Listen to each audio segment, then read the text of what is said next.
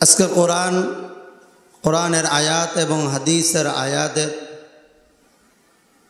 মূল কথাই হলো সন্তান লালন পালনের ক্ষেত্রে বাবা মার কর্তব্য এবং বাবা মার দায়িত্ব কতটুকু আছে, কতটুকুন দায়িত্ব পালন করলে সন্তানের ব্যাপারে বাবা মা আল্লাহর দরবারে আল্লাহর পক্ষ থেকে নির্ধারিত শাস্তি থেকে বাঁচতে পারবে এবং কতটুকু দায়িত্ব পালন করলে একটা সন্তান, একজন বাবা মা সন্তানকে লালন পালনের মাধ্যমে জান্নাতের মালিক হতে পারবে, সেই কথাগুলি ইনশাআল্লাহ আজকে বলবো। গত সপ্তাহেও বলেছি, আবারও বলছি কথাগুলা। বর্তমান সমাজ, বর্তমান রাষ্ট্র, বর্তমান দেশ, যে কোনো একজন ছেলে অথবা মেয়ে অন্যায় পথে ধাবিত হয়, অন্যায় পথের দিকে অগ্রসর হয়। এই অন্যায় পথে অগ্রসর হওয়ার মূল কারণ যদি বর্ণনা করা হয়, তাহলে প্রথমত উল্লেখযোগ্য কারণ হবে তার বাবা এবং তার মা। একজন বাবা একজন মা যদি চেষ্টা করে, চিন্তা করে যে তার সন্তানকে মানুষের মতো মানুষ করবে, ভালোভাবে লালন পালন করবে, অন্যায় থেকে বাঁচিয়ে রাখবে, তাহলে একটা বাবা মার পক্ষে সম্ভব। কেমন? ধরেন আপনারা সবাই ভালো, এখানে আলহামদুলিল্লাহ সবাই ভালো, বিদেই তো আজানের আগেই মসজিদে চলে আসছেন। ভালো না হলে তো বাহিরে দাঁড়িয়ে দাঁড়িয়ে গল্প করতেন, সিগারেট টানতেন, চায়ের দোকানে আড্ডা দিতেন, তাই না? ভালো বিদেই তো আগে আগে চলে আসছেন। আপনারা ভালো, আলহামদুলিল্লাহ। ভালোদের সামনে কথা বলার আল্লাহ তাআলা সুযোগ করে দিচ্ছেন, এই জন্য আবারও শুকরিয়া আদায় করি, বলি আলহামদুলিল্লাহ। আমাকেও আমার বাবা লালন পালন করেছে, আমার মা আমাকে লালন পালন করেছে, আপনাকেও আপনার বাবা মা লালন পালন করেছে। ওই যে বাহিরে যে সমস্ত বাল বাচ্চাগুলা চলাফেরা করে, তাদেরকেও তাদের বাবা মা সুন্দরভাবে লালন পালন করেছে। কিন্তু পার্থক্যটা কোথায় দেখেন তো? আল্লাহর খাস রহমত, আমি 5 ওয়াক্ত নামাজের মধ্যে 1 ওয়াক্ত নামাজও ছাড়ি না। আবার আপনার সন্তান অনেকে আছে, অনেকের সন্তান আছে 5 ওয়াক্ত নামাজের মধ্যে 1 ওয়াক্তও পড়ে না, আছে না নাই? তো আমি কি সোনার টুকরা আর আপনারা মাটির টুকরা? এমন কিছু। আপনাদেরকে যেমন মাটি দিয়ে আল্লাহ তাআলা সৃষ্টি করেছেন, আমাকেও সেই মাটি দিয়েই সৃষ্টি করেছেন। আপনি যেই ধারাবাহিকতায় বাপের মাধ্যমে মার গর্ভ থেকে ভূমিষ্ঠ হয়েছেন, আমিও সেই ধারাবাহিকতায় ভূমিষ্ঠ হয়েছি। হয়তোবা ব্যবধান এতটুকু, আমি আগে হয়েছি, আপনার সন্তান পরে হয়েছে, অথবা আপনার সন্তান আগে হয়েছে, আমি পরে হয়েছি। সময়ের শুধু ব্যবধান, বাকি হওয়ার পদ্ধতি এবং সৃষ্টি করার পদ্ধতি সব এক।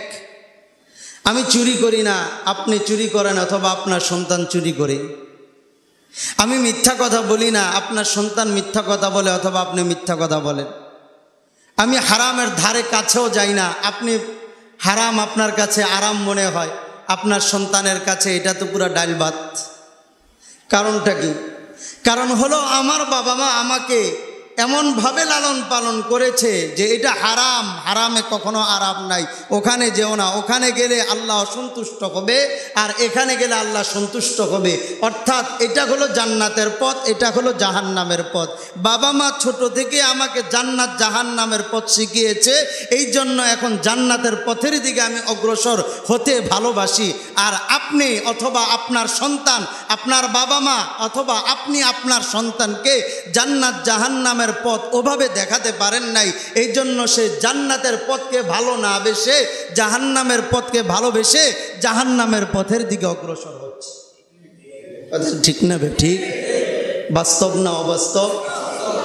এই সন্তান আমার আপনার জন্য নিয়ামত, আমার আপনার জন্য সন্তান কি নিয়ামত। আপনি আপনার সন্তান আপনার অবাধ্য হয়, এই জন্য আমার কাছে আপনি অন্যের কাছে অভিযোগ নিয়ে আসেন, অথচ আমার বাবা মা আমার গুণাগুণ অন্যের কাছে বর্ণনা করতে করতে সময় শেষ হয়ে যায়, তারপরও তার গুণাগুণ বর্ণনা করা শেষ হয় না। এটা আমি বলবো আমার ক্রেডিট না, এটা হলো আমার বাবা মার ক্রেডিট। বাবা মা ভালো ওইভাবে লালন পালন করেছে, এই জন্য ভালোভাবে লালিত পালিত হয়ে আজকে কোরআনের পথে চলতে আমার জন্য কোনো বাধা নেই। আপনি আপনার সন্তানকে ভালোভাবে লালন পালন করেন নাই, কোরআনের পথে চালান নাই, এই জন্য পায়ে ধরেও এখন ভালো পথে আনতে পারছেন না। এটা আপনার সন্তানের দোষ না, সর্বপ্রথম আমি বলবো আপনি বাবা মা হিসাবে আপনাদের দোষ। কথা ঠিক না ভাই? ঠিক। কারণ হলো সন্তান হলো একটা কাদা মাটির চাকার মতো, আটার খামিরার মতো। আটার খামিরা দিয়ে যদি আপনি বড় একটা লাঠি বানান তাও সম্ভব, ছোট্ট গোলাকার কোনো কিছু বানান তাও সম্ভব, ছোট একটা পাতিলা বানান তাও সম্ভব, একটা কড়াই বানান তাও সম্ভব, একটা জগ বানান তাও সম্ভব। মাটির বিভিন্ন পাত্র পাওয়া যায় কি যায় না? যায় না? কিভাবে হয়? একটা কাদা মাটি, আপনি একটা খামিরা, কাদা মাটির খামিরা, একটা চাকা দিয়ে আপনি যা ইচ্ছা তাই বানাতে পারবেন। ঠিক তেমনিভাবে সন্তান হলো কাদা মাটির মতো, কাদা মাটির মতো। তাকে যেভাবে লালন পালন করবেন সেভাবেই লালিত পালিত হবে, যেভাবে তাকে যেইভাবে তাকে নেবেন, যেই দিকে ঘুরাবেন ওই দিকে ঘুরবে। ভালোর দিকে ঘুরালে ভালো হবে, খারাপের দিকে ঘুরালে খারাপ হবে। এটা হলো সব আপনার কাছে, নাট যেদিকে ঘুরাবেন ওই দিকে ঘুরবে। কতদিন পর্যন্ত? যতদিন আপনার কাছে মুখাপেক্ষী, যতদিন সন্তান আপনার মুখাপেক্ষী। আমরা সবাই আল্লাহর মুখাপেক্ষী। বাকি ক্ষণস্থায়ী সময়ের জন্য আল্লাহ তাআলা সন্তানকে তার পরিবারের বড়দের কাছে মুখাপেক্ষী রাখেন। ছোট সন্তান মার কাছে মুখাপেক্ষী, বাবার কাছে মুখাপেক্ষী। দুধ খাবে, কে খাওয়াবে? বাবা খাওয়াতে পারবে না। মার প্রয়োজন, কোনো একটা কিছু লাগবে, কার কাছে চাইবে? বলে বাবার কাছে চাও, বাবা এনে দিবে। তো সন্তান যতদিন মুখাপেক্ষী থাকবে ততদিনই তাকে মানুষের মতো মানুষ করার সুযোগ আপনার। যখন সন্তানের চোখ খুলে যাবে, হাত পা খুলে যাবে, সব কিছু চিনে যাবে, সব জেনে যাবে, এখন আপনি হাজারো চেষ্টা করলেও ভালো পথে আনতে পারবেন না। কারণ হলো এখন তো সব জেনে গেছে সে। এখন সে মনে করে বাবা মা এর আর কি। এই যে গতকালকে আমার মাদ্রাসায় কিছু মিস্ত্রি কাজ করছিল, তো একজন মিস্ত্রির মা তাকে ফোন দিয়েছে, বারবার ফোন দিচ্ছে তাকে যে এই বাবা তুমি কোথায়, রাত 10টা বেজে গেছে এখনো তুমি আসো না। এক পর্যায়ে সে ধমক দিয়ে বলে, মা তুমি পাগল হয়েছো নাকি, এত চিল্লাফাল্লা করতেছো কেন?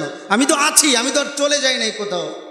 তখন আমি তাকে তার মাথার মধ্যে হাত বুলে আমি বলি, ও বেটা, বাবা তুমি কোথায় আছো এই ডাকটা ততদিন শুনতে পাবি যতদিন পর্যন্ত তোর মা বেঁচে আছে। মা বেঁচে না থাকলে এই ডাকটা শুনতে পাবি না। স্ত্রী বলবে না এত সুন্দর করে, মা যতটুকু সুন্দর করে তোকে আব্বু বলে ডাক দিবে, এমন আব্বু বলে ডাকার সৌন্দর্য, এমন সৌন্দর্য অন্য কারো ডাকার মধ্যে তুই পাবি না।